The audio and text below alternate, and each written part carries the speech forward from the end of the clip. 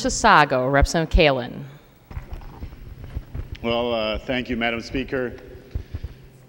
Like anything else that you love, it's hard to believe that the end of it comes. And I love this place, I love serving here, and I love the friends that I've made here. But I didn't run for office to make friends. I ran for office to get things done.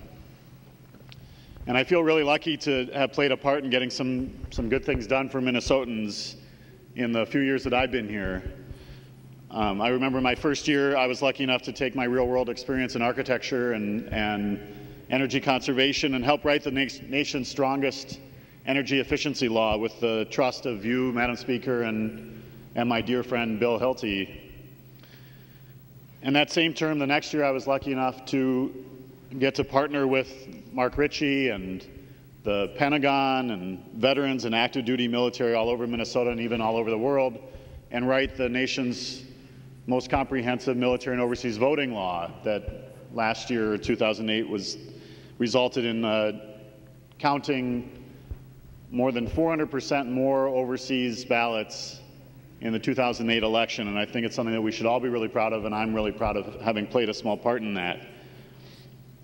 And then when I think about stuff at home, from the North Branch Bridge that was a decade or two in the works, and thanks to our transportation bill and a great partner in Congressman Oberstar, we got the bridge going. And the little things I know that we all play a little part in our community in trying to make happen. I remember running into Alice Hausman's office 3 years ago, when the development fell through at Ojikita, the Campfire Girls Park, and Alice and Kathy Tinglestead immediately recognized the park because they'd been there before, and I think some of you who've been on LCMR had been there, and there's 68 acres of beautiful woods and campground and 3,000 feet of shoreline and crappie habitat that's going to be preserved forever. And I hope you guys will all come celebrate it with me as a great asset for our community and for our state. I was fortunate enough to work on the energy stimulus bill last year, putting thousands of Minnesotans to work doing the win-win projects that help people save energy, save money, have a cleaner environment, and put people to work. And all these things, I think, point to a principle that I've tried to embody and put into practice, and that's to make the right thing a little easier and the wrong thing a little more difficult. I feel I've gotten pretty lucky. I've gotten here to serve with you all, and I've gotten to play a small part in getting things done for Minnesota.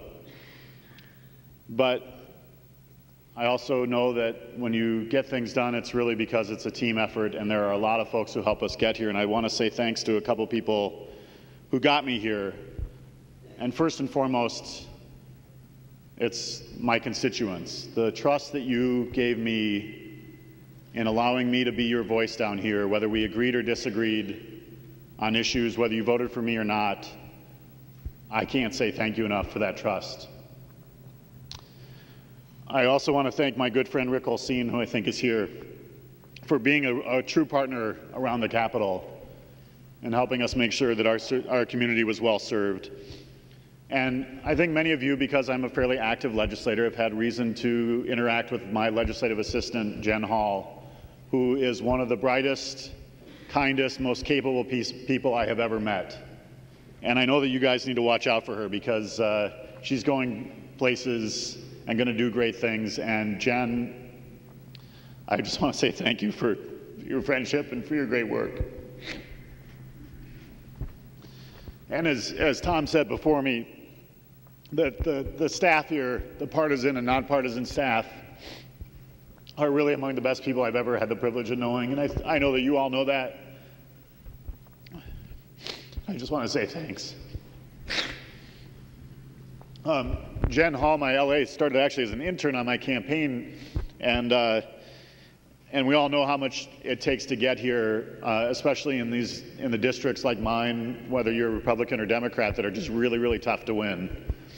And so there's a core campaign team that you know who you are, and there's hundreds of volunteers that knocked on doors and made phone calls and did all that work that you all are going to do again both in my district and all over the state. And regardless of whether you're working for me or someone else, thank you for doing that. But to my team, I want to say really that it was you that made it possible.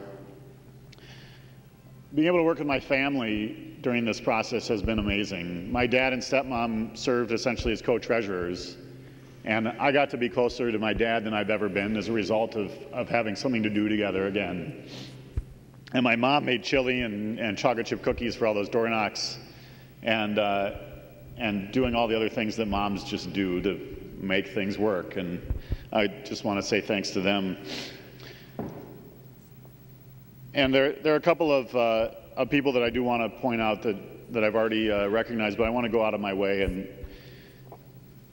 And Bill, I just can't say thanks enough for your mentorship, your friendship, and your trust. Thanks. And Madam Speaker, the same. You know, one of the things that I really admire about you is you surround yourself with smart people. You also have people like me around, but you surround yourself with smart people, and you give us the charge to do what we know how to do. And you kind of get out of the way, although we get in your way too. But that's the kind of leadership I think that we need more of, and I want to say thank you for giving me the chances that I've had. I just want to share a couple of quick memories. For those of you who went with us on the Transportation Committee and stood at the edge of the river, you know, seeing the bodies and the cars in the river, I don't think we'll ever forget that.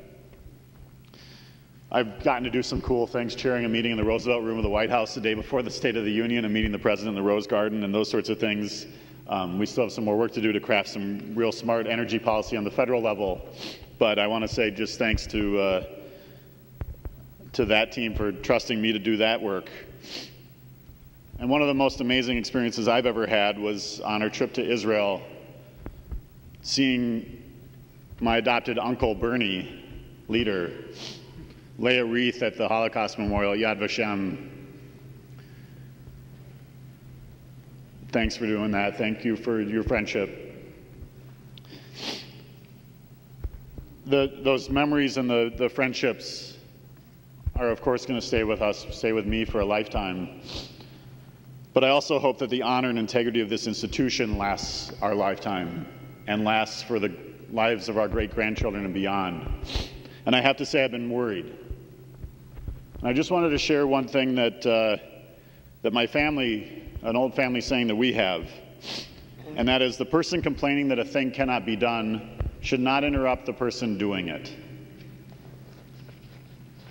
I think it's important that we suspend the conventional wisdom on what we think we can do and really dive in deep. And I know that you all have a great challenge ahead of you, and Minnesotans are there with you as partners if we can all roll up our sleeves and get to work.